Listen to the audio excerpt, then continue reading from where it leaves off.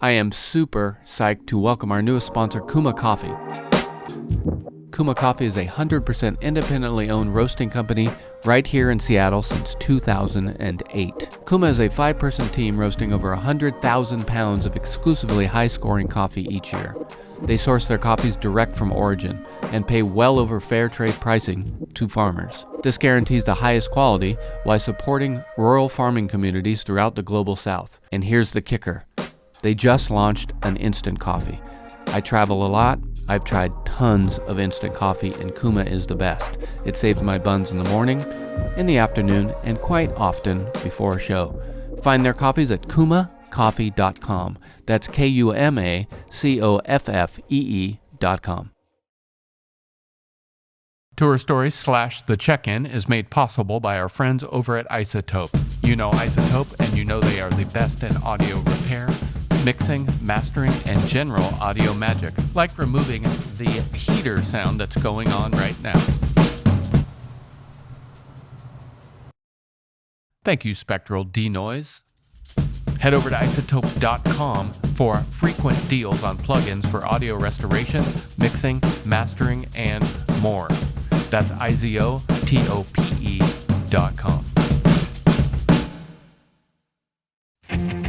Tour Stories is supported by the great DistroKid. As you know, DistroKid connects direct to TikTok with exclusive access to your TikTok artist account. What's new at DistroKid? You can do unlimited instant mastering. You can distribute your music videos. And the newest, greatest thing, Bandzoogle, where you can build a website and a store in minutes. And of course, they have an app, which is a delight to post new songs and get paid. Tour Story listeners get 30% off at distrokid.com/VIP/Tour Stories. DistroKid. Get your music out there.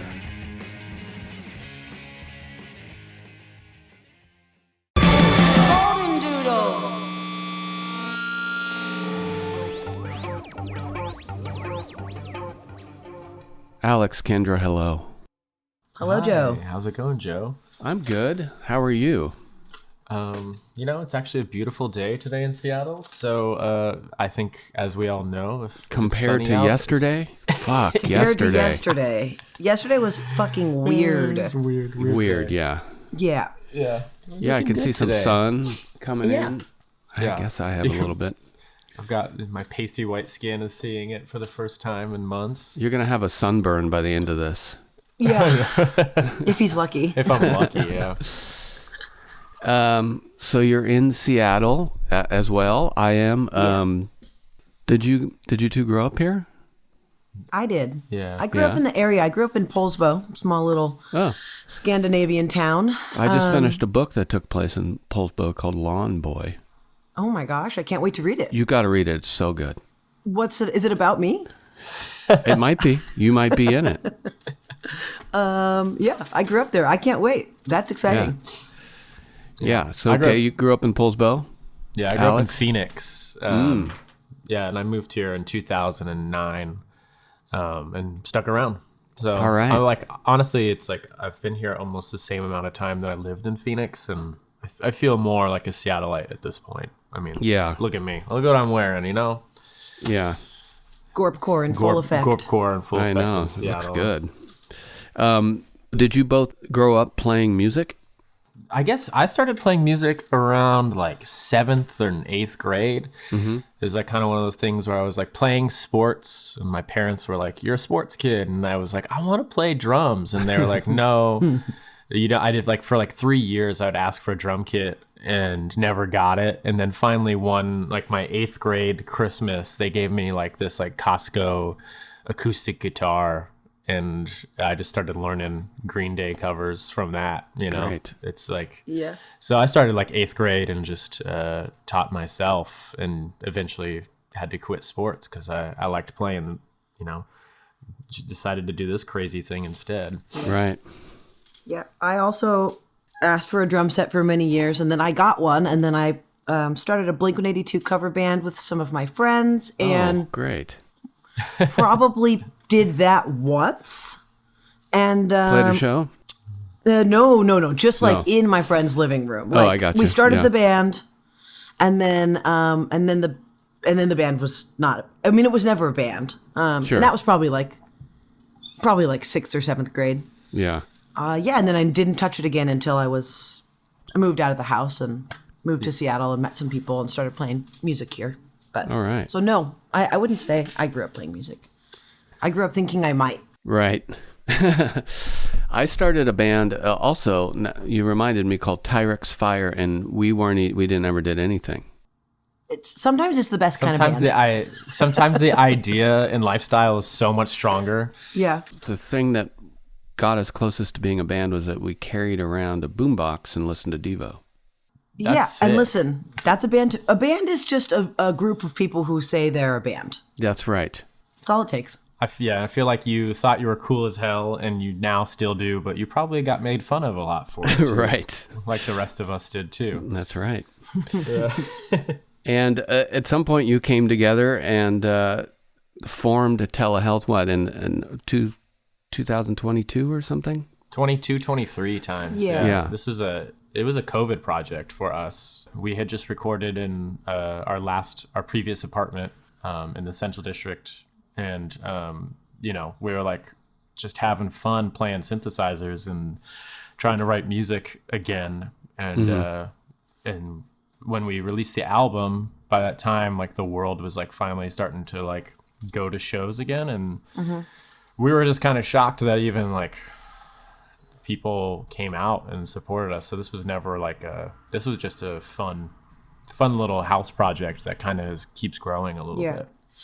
It was helpful though too that we've been playing music together for a long time with a lot of different friends coming in and out of different bands and projects we've been in together, been in separately, and so that's sort of where Telehealth really got birthed from, is like all of our past 15 or so years and in the Seattle like varying scenes, and then just sort of gathering all of our closest buddies together and making a super group. Yeah, you've produced a super group, and now you have your sophomore effort, Green World Image. You've been able to secure a deal with the great Sub Pop Records. Yep. Yeah. Because there is a release date of May 15th. I'm assuming they've approved your content. They've approved the content May 15th. Yeah, target date, May 15th. Yeah, so we got a month out, which is a month from yesterday. Yeah. It's crazy. And it feels good to be on Sub Pop, doesn't it? I've done it once. It does feel good to be on Sub Pop. Why does it feel so good? They're special over there. I don't know. Yeah, it's like I moved here to do this. It's like I lived Congrats. in Phoenix, and I was like, I quit, and I was like, this is a useless foray. Like, why am I doing this? And then you kind of, once you lose sight of it, it like comes back was so funny. And as soon as it's on the an option again, it's crazy how obsessed you are. You're like, I want to be on Sub Pop. Yeah. I moved here in the late 80s to be the CEO of Microsoft. Nice. How'd that go? It's still going. I'm not giving up. Okay, great. Yeah. I'm a board member, and we're both. We have shares, so you've got our vote. Mm-hmm. Did you see you saw my last email, right? I mean, come on. Yeah, It's a new idea, isn't it? Yeah, Copilot has really taken off. So, the new record is great. I'm privy to the entire thing. It's a really exciting listen. It's hard to sit still. You're celebrating all the angularity and sort of punk meets new wave dance, synth riffage. It's not chill synth beds. There's synth riffage, which is one of my favorite things ever, and that makes this such a dancey, irresistible record. And similar to the first record, but even more 10x, as they say. You have a focus on our tech economy and just sort of modern industry and social media, and a pessimistic focus, as far as I can tell, on the jargon and just the ridiculous way we live now. And it's the type of like postmodern pessimism that I think is very important for us. It's a great vehicle for us humans who are still humans to laugh at this, to cry if you feel like it, but more importantly, like to look at this situation And I think, and I really like, is like fun and forgive the term, as goofy as some of it seems. It's like fucking important. Your dedication to it is, I actually truly appreciate like putting out art like this. It's very important. Thanks. That means a whole lot. It does, yeah, because it's like it's not for everyone, and we totally are okay with that. But to be honest, it's just like us trying to like make sense of what's going on in our own world, and specifically looking out our window every day and be like, what the hell? Like, what is this? And like trying to just like, we always say is like, just like write what you know. And like the problem is we don't know what's going on, so we're just trying to like make sense of it all and capture that feeling of like feeling anxious and numb at the same time. Yeah. But also like trying to like reappropriate things that were taken away from us as Seattleites in the last 20 years of like, well, like if this tech culture and this like dystopian hellscape that the city is kind of turned into, like we're gonna take it and what's given to us, and we're gonna like turn it into a monster, and we're gonna have fun with it. And like if that's the biggest fuck you, then like let's do it. It's the best way to do it. And it's kind of like a coping mechanism. Like very honestly, like being able to. We had a moment before this record cycle started where we got to play at a place downtown that's like largely spherical with glass all around the outside of it. Are there plants in there? There's plants on the inside. We were playing on the outside, and so we got to play there, and we got to sing a few of the songs that are about that place, and got paid handsomely to do it. And it was specifically a staff event. Oh gosh. And it was like, I mean, it was so like, for lack of like sounding like a fucking woo woo, like it was so healing to sort of like yell those lyrics at these people. They don't care. It must have been. Most of them don't care, and that's great. Like because it's not for them. But it truly is like lyrically, I think, and to be able to perform these songs for just anybody is like actually a coping mechanism of the bullshit that we're all having to go through every day. And there's a lot of people who are working at these jobs that are forced to work at these jobs to afford to live here, and they're not. They're one of us. And like I think in the past you'd be like, oh, you're a sellout, but it's like, man, if this is what it takes to live here, you're not a sellout, but like learn how to embrace the stupidity of all this and move forward. Hello there. Ruinous would like to thank our newest partners, Heil Sound. For 60 years, Heil Sound has provided innovative, professional, quality sound for stage, studio, broadcast, and of course, podcast. Grammy Award-winning artists and sound engineers worldwide trust Heil microphones for their legendary sound. I'm using the PR40 right now. It's great for voice and bass drum. To find out more about the full line of Heil microphones and products, visit heilsound.com. That's HEILSOUND.com. Check it out. This brings me to the song I want to play a little bit of, Things I've Killed, which is currently my fave on the record. And nice. Cool.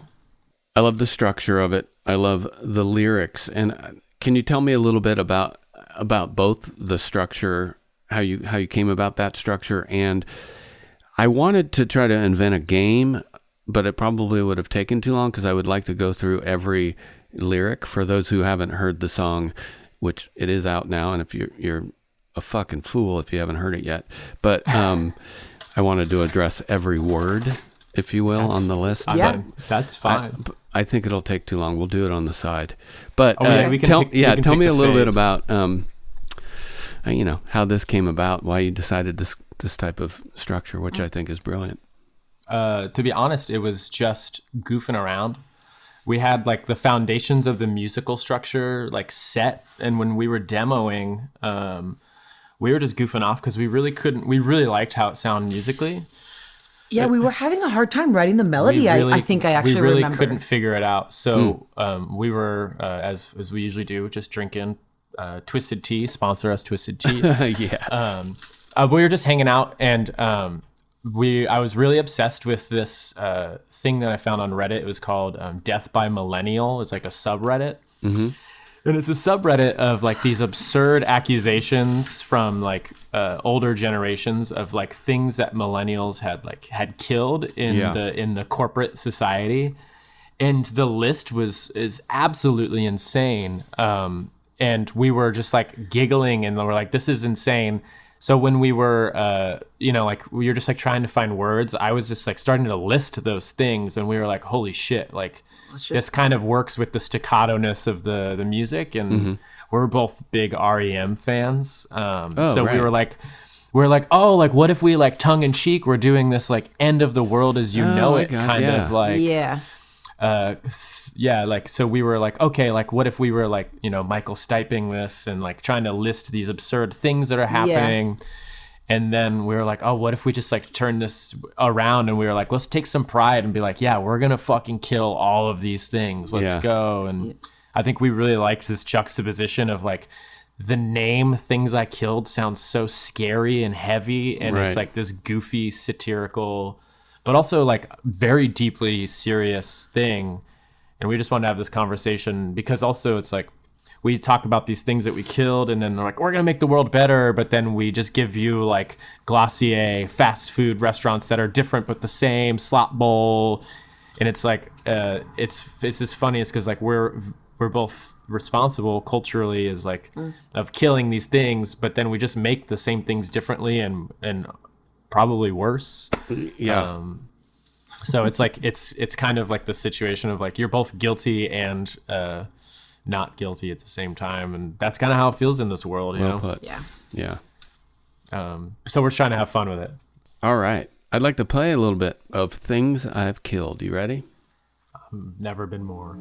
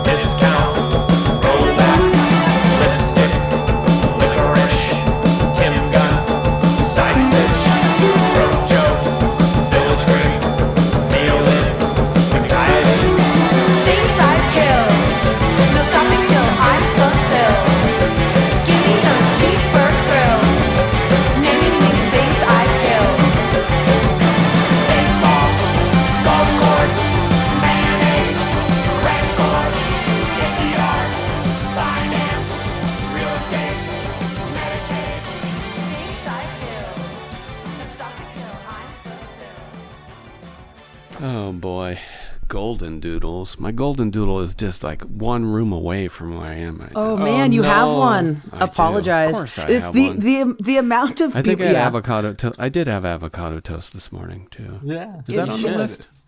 No, or is that somewhere else in the record? No, but it's somewhere else in the record. It is. Yeah. Avocado Nepo Baby is the line, I think, that you're thinking of, which is... I actually think that line is my favorite like snippet of the whole album. Yeah. Avocado Nepo Baby is... It stuck with me, obviously. Really nice. Yeah. And how do you... do you have a typical way of writing your tunes and recording? Do you have a studio? You work in the apartment? You do all of the above? If we can just like reverse mirror the camera, it's like, here. It's here. Wait, let me show you. Check this out. Oh, this is going to be crazy. This is for all the DIY heads out there. Now, are you going to hold it up to this screen? Yeah. That's crazy. There I you like go. that. This is what you're seeing. Yes. You just got yourself a freaking Arturia key step with a Moog sticker on it. With a Moog sticker on it, nice. A Mini Freak, and everything else is just DI guitar and bass, baby. All right. But yeah, we demo, and about half of what we record at home ends up on the final record. Okay. Both for vibe's sake and for financial reasons. Right. And with shit like synthesizers, it's just too hard to, you know, if you've tracked a synth straight into a decent system, it's going to sound the same as it would in the big studio, and you're going to have to find that exact same arpeggiation or some other bullshit. So it's easier to do that part at home for sure. Yeah, the rest of it we track with our good friend and producer Trevor Spencer. He's got a studio called Way Out that is an old barn, and it's really sweet. Yeah, sweet spot. And we love working with him. And as far as the writing, Alex does a lot of the writing here, and then the song will kind of get itself to a place where he'll sort of, send the demo over to me, and I'll listen to it, and then we'll kind of decide who's singing on what song or where, and both of us attempt to either do lyrics or melody and help each other with that. But the lyrics come last always. They do. It's I don't think I've ever written a song where it's like words first. Sometimes there's we have a title in mind, or we're like, oh, we love the idea of this title. How do we make it work? Like this song Kokomo 2 on our album. Yeah. We were like, I don't know what song this is or how it's going to get there, but the title needs to be Kokomo 2. That's a good title. And we did it. So that's like one of those rare occasions. But we write the music first, and then we make the voices are the instrument, and then we just like kind of change the tonality into words. I feel like really inspired by like David Byrne talked a lot about that, where it's like he would just sing like gibberish in weird words over top of loops, and we do the same thing, and then we just kind of make it make sense. I mean, people love the Cocktail Twins, so yeah. What the hell is she saying? There you go. They were good. People like them.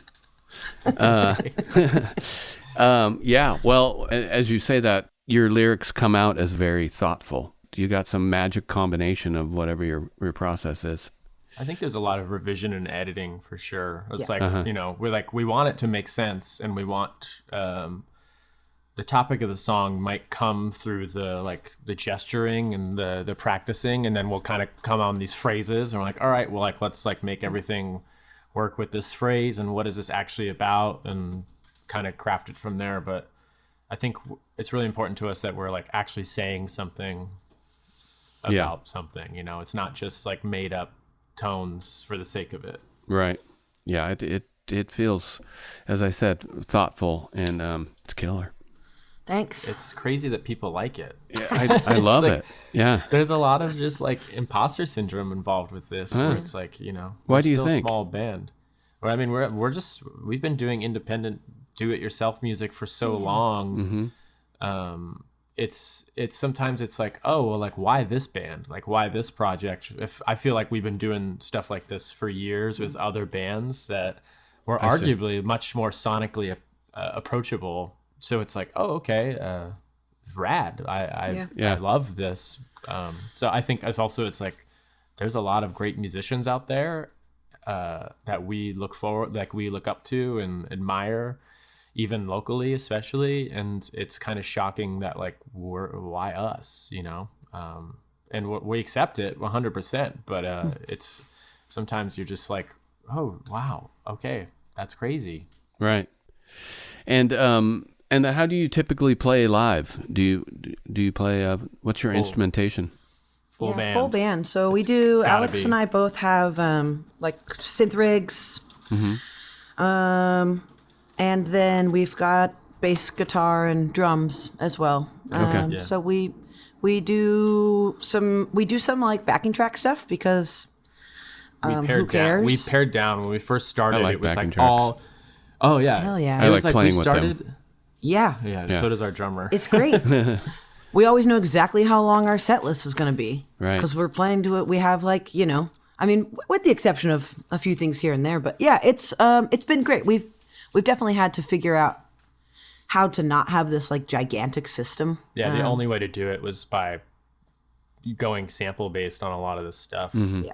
Where 20 years ago, I remember seeing shows and I'm like, these posers, they're not arpeggiating this themselves. Yeah. And now that we're a touring band, I'm like, I'd rather play to people in Charlotte on on tour. And if this means we can have 3 less members of the band, then we're going to do it, So it's right.